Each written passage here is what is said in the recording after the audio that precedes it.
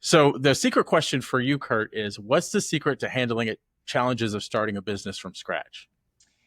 It's a great question. I get that one all the time, Doug. And I think it comes down to, do you have passion to do this startup?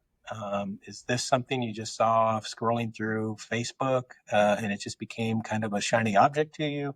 Or do you really have passion to do this? And do you have the stay power and the wherewithal and I call it the grind it out to get through the long, hard days that don't look like this is going to work? Are you going to give up? Do you have access to enough startup capital? Starting up a Mhm. business is it's expensive. I've poured a tremendous amount of capital into the startup of Moat, and different startups are going to have different capital requirements, but at the same time, I don't know if any of them are going to be necessarily light on capital. There's just a ton of stuff you have to spend money on, stuff that you're prepared to spend money on, and stuff that you were never prepared to spend money on, Mhm. and you have to do all of it to keep it going. And you're going to be more apt to do that, Doug, if you're passionate about what you're doing. If you're just doing it because, oh, I might make money doing that because I saw it on Facebook, that's not deep enough, in my opinion, to stick with it when it gets difficult. So if you're going to do a startup, do something that you're passionate about and you want to see succeed, and you're going to stay with it, and you're going to grind it out when it gets tough, because it will get tough. There are days when a startup, I don't, I can't imagine that Facebook had its a soft, easy trajectory. I'm sure there was a lot of struggles there. I'm sure there were struggles with Google. They were all in deep competitive environments, and they rose to the top, and good for them. And there was many that didn't, that were Mhm. like them. But at the end of the day, do something that you love to do, that makes you get up and go. If you find yourself driving to work dreading it, you're probably in the wrong spot. And that's the same way with startups. If you get up and think, I don't want to do this, why am I doing this? I don't like this, then you're probably not going to succeed as a startup. If you get Yeah, up I thinking, love I that. love this, then you're probably going to get it done. Yeah, yeah. I love the fact that you point out like a lot of people, the first thing they think about entrepreneurship is I can write my own ticket, I can blaze my own path, but they don't think about what it takes to do all that. The sacrifices you have to make. Some Yeah, like I think doing some research in the beginning. What is it you're pursuing? Look at like look at what it takes to build something like that, right? sure. Is it going to take a lot of capital you may not have right now? Because Yeah. if you don't have capital, you have to spend a lot more time, um, and sometimes that's not even enough, right? Yeah. No matter how much time you spend, because you're Yeah. competing against people that do have capital, That's right. right? That's So right. Go ahead. no, no, you And, go, you go ahead. other things I did when I was toying with the idea of actually launching Mode, I just talked to people that had done startups, and there's any number of places you can reach out and just chat with folks that have actually started up businesses, and they told me a lot of things that I just said. Curt, are you passionate about this?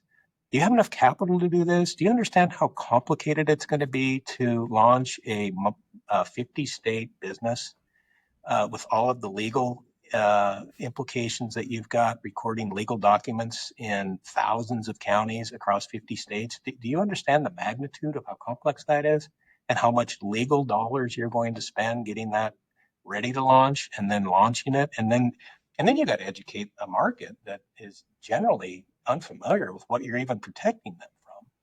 So you've got a pretty big ramp to crawl up. Are you ready for that? And obviously, I must have said yes to all of that at some level, but it's very eye opening to hear some of that from people that have started up successfully and ran businesses, to say, prepare yourself for what you're getting into. This is not just someone's going to call you next week and say, "Good for you, pat on the back, look what you did. You're super successful now. You made it." It's just going to take a lot more time and effort than that, generally. Yeah, you have, and I want to just go back to what you said about having the right motivation, the right why. We often call it why you're doing what you're doing, because it's not when the valley is coming; it is coming, Yeah. right? Oh yeah. Um, Yep. or not. It's not if the valley is coming. There is a valley. There you will experience peaks and valleys, and you have to have enough of a why in the valley Yep. to get through the valley to the next stage. So I think a lot of people think my why is I would just want to, like, kind of like you said, I want to make a lot of money, right? Yeah. That's not going to be enough.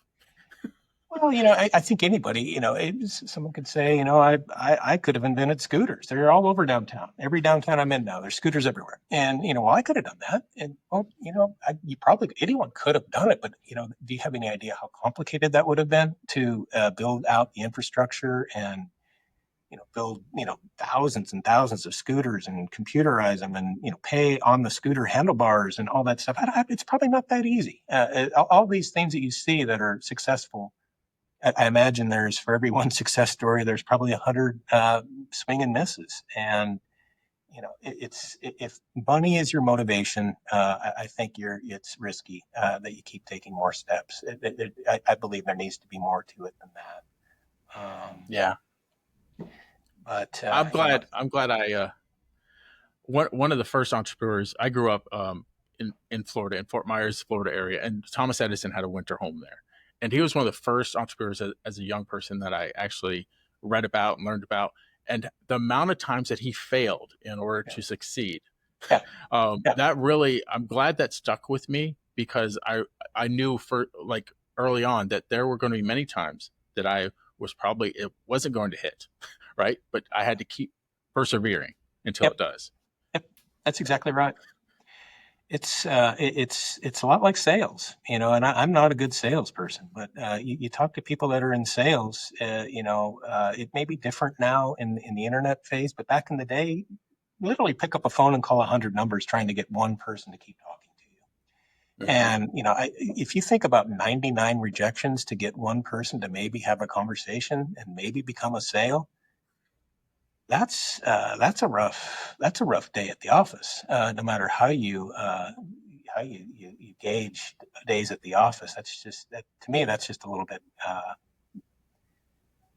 Your Edison story is exactly right. How many things did he not do before he got the things that he did do right? And how do you get through all the failures to find the successes? And I think that's a big part of life.